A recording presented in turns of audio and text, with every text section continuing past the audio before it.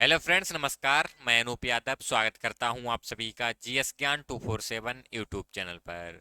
और आज की क्लास में ट्रिपल सी के 30 मोस्ट इंपॉर्टेंट क्वेश्चन आंसर को लेकर आया हूं, जो कि आपके आने वाले एग्जाम में काफ़ी ज़्यादा हेल्पफुल होने वाले हैं। जो बच्चे चैनल पर नए हैं वे चैनल को सब्सक्राइब कर लें और बेल आइकन को प्रेस कर दें ताकि हर वीडियो का नोटिफिकेशन उन तक पहुँचता रहे। जिन्होंने अभी तक हमारे टेलीग्राम को ज्वाइन नहीं किया है वे हमारे टेलीग्राम को ज्वाइन कर सकते हैं। लिंक डिस्क्रिप्शन बॉक्स में मिल जाएगा। तो चलिए शुरू करते हैं आज की क्लास को। और आज की क्लास का पहला प्रश्न है, कंप्यूटर की पहली उच्च स्तरीय लैंग्वेज है। आपको बताना है कंप्यूटर की पहली हाई लेवल लैंग्वेज कौन सी है। ऑप्शन पहला है कोबोल, दूसरा है बेसिक, तीसरा है एल्गोल, चौथा है फोर्ट्रॉन। चार ऑप्शन है, कौन सा ऑप्शन सही है कमेंट करके बताइएगा। कंप्यूटर की पहली उच्च स्तरीय लैंग्वेज कौन सी मानी जाती है। फोर्ट्रॉन। ऑप्शन डी सही होगा। कंप्यूटर की पहली उच्च स्तरीय लैंग्वेज फोर्ट्रॉन है। अगला प्रश्न है, एक इनपुट डिवाइस नहीं है। चार ऑप्शन दिए गए हैं, इनमें से आपको बताना है कौन सी इनपुट डिवाइस नहीं है। ऑप्शन पहला है स्कैनर, दूसरा है जॉयस्टिक, तीसरा है माउस, चौथा है मॉनिटर। बताइए। एक इनपुट डिवाइस नहीं है। मॉनिटर। मॉनिटर एक इनपुट डिवाइस नहीं है। ऑप्शन डी सही होगा। अगला प्रश्न है, हाई लेवल लैंग्वेज को मशीनी लैंग्वेज में बदलता है। बताइए। हाई लेवल लैंग्वेज को मशीनी लैंग्वेज में कौन बदलता है। ऑप्शन पहला है असेंबलर, दूसरा है इंटरप्रेटर, तीसरा है कंपाइलर, चौथा है बी और सी दोनों। तीसरे प्रश्न का राइट आंसर क्या होगा कमेंट करके बताइएगा। हाई लेवल लैंग्वेज को मशीनी लैंग्वेज में कौन बदलता है। ऑप्शन डी सही होगा। बी और सी दोनों, इंटरप्रेटर और कंपाइलर दोनों। अगला प्रश्न है, IMEI नंबर कितने डिजिट का होता है। आपको बताना है IMEI नंबर कितने डिजिट का होता है। ऑप्शन पहला है 10 अंकों का, दूसरा है 12 का, तीसरा है 15 का और चौथा है 20 का। अभी आपको बताना है IMEI नंबर कितने अंकों का होता है। बताइए चौथे प्रश्न का राइट आंसर क्या होगा। 15 अंकों का। ऑप्शन सी सही होगा। IMEI नंबर 15 अंकों का होता है। अगला प्रश्न है, प्लगइन किससे संबंधित है। आपको बताना है प्लगइन किससे संबंधित होता है। ऑप्शन पहला है क्रोम ब्राउजर से, दूसरा है वेबसाइट से, तीसरा है प्रोटोकॉल से, चौथा है नन। बताइए पांचवें प्रश्न का राइट आंसर क्या होगा। प्लगइन किससे संबंधित है। क्रोम ब्राउजर से। ऑप्शन ए सही होगा। अगला प्रश्न है, कंप्यूटर का जनक किसे कहा जाता है। बताइए कंप्यूटर का जनक किसको कहा जाता है। चार ऑप्शन आप सभी के सामने दिए गए हैं, कौन सा ऑप्शन सही होगा यह कमेंट करके आपको बताना है। कंप्यूटर का जनक किसको माना जाता है। चार्ल्स बेबेज को। ऑप्शन डी सही होगा। चार्ल्स बेबेज को कंप्यूटर का जनक कहा जाता है। अगला प्रश्न है, एक निबल कितने बिटों के बराबर होता है। बताइए एक निबल कितने बिटों के बराबर होता है। ऑप्शन पहला है 4, दूसरा है 8, तीसरा है 16, चौथा है 32। सातवें प्रश्न का राइट आंसर करिएगा। एक निबल कितने बिटों के बराबर होता है। ऑप्शन ए सही होगा। एक निबल 4 बिटों के बराबर होता है। अगला प्रश्न है, कंप्यूटर साक्षरता दिवस कब मनाया जाता है। आपको बताना है कंप्यूटर साक्षरता दिवस कब मनाया जाता है। ऑप्शन पहला है 19 दिसंबर को, दूसरा है 4 दिसंबर को, तीसरा है 2 दिसंबर को, चौथा है 25 दिसंबर को। बताइए, कंप्यूटर साक्षरता दिवस मनाया जाता है 2 दिसंबर को। कंप्यूटर साक्षरता दिवस 2 दिसंबर को मनाया जाता है। ऑप्शन सी सही होगा। अगला प्रश्न है, निम्नलिखित में से कौन सा भारत का पहला सुपर कंप्यूटर है? आपको बताना है भारत का पहला सुपर कंप्यूटर कौन सा है। ऑप्शन पहला है विक्रम 100, दूसरा है अनुपम, तीसरा है परम 8000, चौथा है आदित्य। बताइए, भारत का पहला सुपर कंप्यूटर कौन सा है?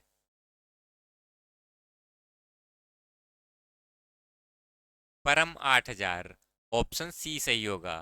भारत का पहला सुपर कंप्यूटर परम 8000 है। अगला प्रश्न है, डब्ल्यू के आविष्कारक हैं। बताइए, डब्ल्यू के आविष्कारक कौन हैं? 4 ऑप्शन आप सभी के सामने दिए गए हैं। कौन सा ऑप्शन सही होगा या कमेंट करके बताइएगा। वर्ल्ड वाइड वेब के आविष्कारक कौन हैं? ऑप्शन बी सही होगा, टिम बर्नर्स ली। अगला प्रश्न है, माइक्रोसॉफ्ट कंपनी के संस्थापक कौन हैं? 11वें प्रश्न का राइट आंसर करिएगा। माइक्रोसॉफ्ट कंपनी के कौन संस्थापक हैं? बताइए। 11वें प्रश्न का राइट आंसर क्या होगा? बताइएगा।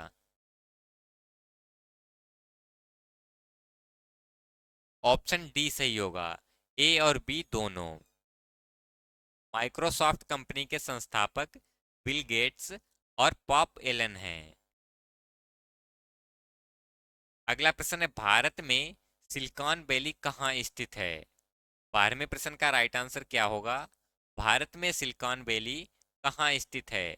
ऑप्शन पहला है चेन्नई, दूसरा है कोलकाता, तीसरा है बेंगलुरु, चौथा है हैदराबाद।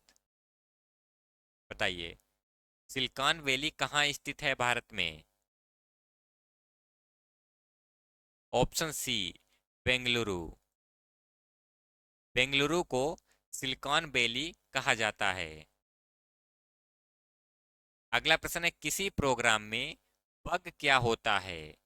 आपको बताना है किसी प्रोग्राम में बग क्या होता है। ऑप्शन आप सभी के सामने दिए गए हैं। पहला है स्टेटमेंट, दूसरा है एरर, तीसरा है सिग्नेचर, चौथा है बी और सी दोनों। 13वें प्रश्न का राइट आंसर क्या होगा? कमेंट करके बताइएगा। किसी प्रोग्राम में बग क्या होता है? ऑप्शन बी सही होगा, एरर। अगला प्रश्न है, डीवीडी इसका उदाहरण है। आपको बताना है डीवीडी किसका उदाहरण है। 4 ऑप्शन आप सभी के सामने दिए गए हैं। पहला है हार्ड डिस्क का, दूसरा है आउटपुट डिवाइस का, तीसरा है ऑप्टिकल डिवाइस का, चौथा है नन। 14वें प्रश्न का राइट आंसर जल्दी से करिएगा। डीवीडी किसका उदाहरण है? ऑप्टिकल डिवाइस का। ऑप्शन सी सही होगा, डीवीडी ऑप्टिकल डिवाइस का उदाहरण है। अगला प्रश्न है, फेसबुक आईडी बनाने के लिए अधिकतम कितनी आयु होनी चाहिए? आपको बताना है फेसबुक अकाउंट बनाने के लिए मैक्सिमम एज कितनी होनी चाहिए। ऑप्शन पहला है 12 साल, दूसरा है 13 साल, तीसरा है 14 साल और चौथा है 18 साल। बताइए, फेसबुक आईडी बनाने के लिए कितनी एज होनी चाहिए? 13 साल। ऑप्शन बी सही होगा, फेसबुक आईडी बनाने के लिए 13 साल एज होनी चाहिए। अगला प्रश्न है, ओटीपी का फुल फॉर्म क्या होता है? बताइएगा, ओटीपी का पूर्ण रूप क्या होता है? ऑप्शन आप सभी के सामने दिए गए हैं। कमेंट करके बताइएगा, ओटीपी का पूरा नाम क्या होता है? One time password. ओटीपी का पूरा नाम वन टाइम पासवर्ड होता है। ऑप्शन ए सही होगा। अगला प्रश्न है, पीएमएसबीवाई का फुल फॉर्म क्या होता है? बताइए। पीएमएसबीवाई का पूर्ण रूप क्या होता है? ऑप्शन आप सभी के सामने हैं, कमेंट करके बताइएगा।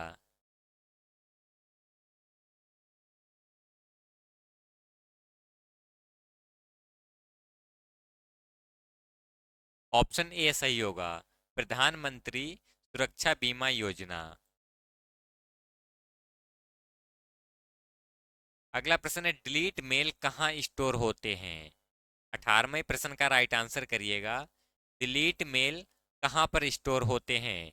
ऑप्शन आप सभी के सामने हैं। पहला है इनबॉक्स में, दूसरा है आउटबॉक्स में, तीसरा है ट्रेस में, चौथा है स्पैम में। बताइए 18वें प्रश्न का राइट आंसर क्या होगा? डिलीट मेल कहाँ पर स्टोर होते हैं? ट्रेस फोल्डर में। ऑप्शन सी सही होगा, डिलीट किए हुए मेल ट्रेस फोल्डर में सेव होते हैं। अगला प्रश्न है, लिब्रे ऑफिस राइटर क्या है? आपको बताना है लिब्रे ऑफिस राइटर क्या होता है। ऑप्शन आप सभी के सामने दिए गए हैं। पहला है स्प्रेडशीट सॉफ्टवेयर, दूसरा है वर्ड प्रोसेसिंग सॉफ्टवेयर, तीसरा है प्रेजेंटेशन सॉफ्टवेयर, चौथा है डाटाबेस मैनेजमेंट सॉफ्टवेयर। बताइए 19वें प्रश्न का राइट आंसर क्या होगा? लिब्रे ऑफिस क्या है? ऑप्शन बी सही होगा, वर्ड प्रोसेसिंग सॉफ्टवेयर। अगला प्रश्न है, जी टू जी का पूरा नाम गवर्नमेंट टू गवर्नमेंट है, ट्रू है या फॉल्स है? बताइए जी टू जी का पूरा नाम गवर्नमेंट टू गवर्नमेंट होता है या फिर नहीं, सही होगा या गलत होगा, कमेंट करके बताइएगा।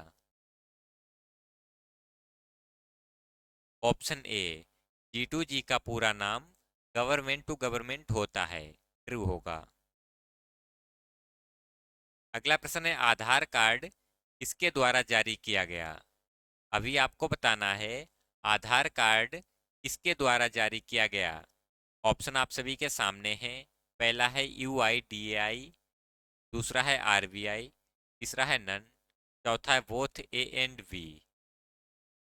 21वें प्रश्न का राइट आंसर क्या होगा, कमेंट करके बताइएगा। आधार कार्ड किसके द्वारा जारी किया गया? ऑप्शन ए, UIDAI के द्वारा। अगला प्रश्न है, फेसबुक के खोजकर्ता हैं, आपको बताना है फेसबुक के खोजकर्ता का नाम क्या है।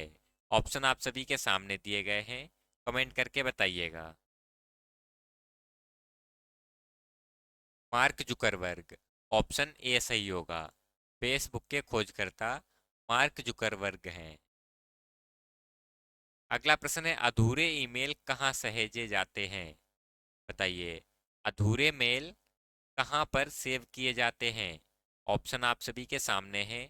पहला है इनबॉक्स में, दूसरा है आउटबॉक्स में, तीसरा है ड्राफ्ट में, चौथा है सेंड बॉक्स में। बताइए 23वें प्रश्न का राइट आंसर क्या होगा? अधूरे मेल कहाँ सहेजे जाते हैं? ड्राफ्ट में। ऑप्शन सी सही होगा। अगला प्रश्न है, ईमेल अकाउंट का स्टोरेज एरिया जहां सभी मेल स्टोर होते हैं उसे डॉट डॉट कहते हैं। ऑप्शन पहला है अटैचमेंट, दूसरा है हाइपरलिंक, तीसरा है मेल बॉक्स, चौथा है एड्रेस बुक। बताइए ईमेल अकाउंट का स्टोरेज एरिया जहां सभी मेल स्टोर होते हैं उसको क्या बोलते हैं? Mail box. ऑप्शन सी सही होगा। अगला प्रश्न है, माइक्रो प्रोसेसर का आविष्कार किया था।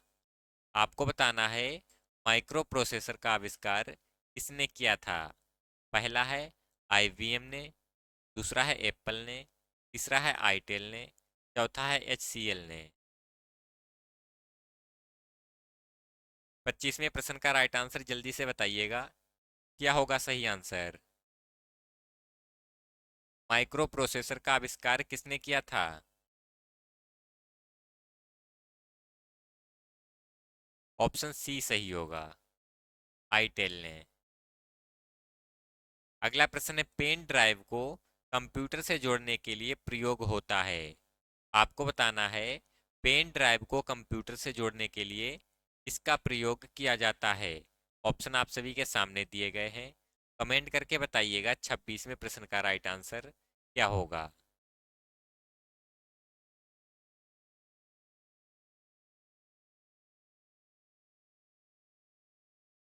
पेन ड्राइव को कंप्यूटर से जोड़ने के लिए क्या प्रयोग किया जाता है?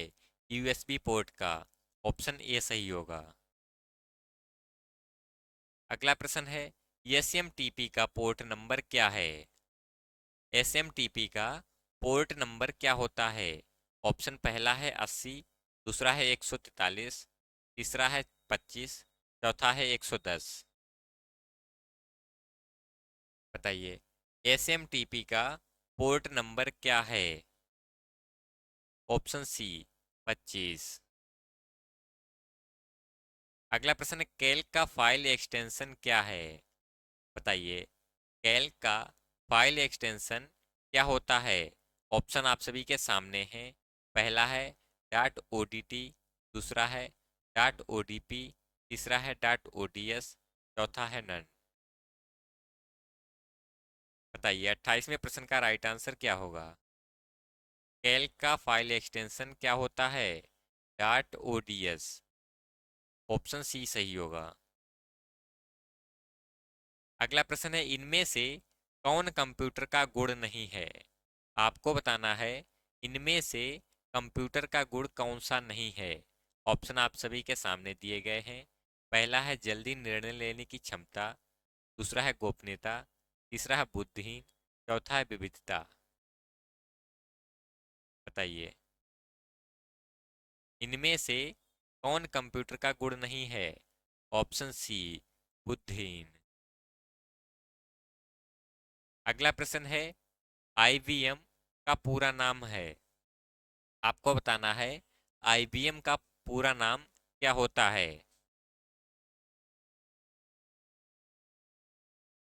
आईबीएम का पूर्ण रूप क्या होता है? Option B international business machine. IBM का full form international business machine होता है। आज की क्लास यहीं तक थी। आशा करता हूँ यह क्लास आप सभी को पसंद आई होगी। क्लास पसंद आई है तो वीडियो को लाइक करें और चैनल को सब्सक्राइब कर लें। मिलते हैं अगली क्लास में, तब तक के लिए नमस्कार।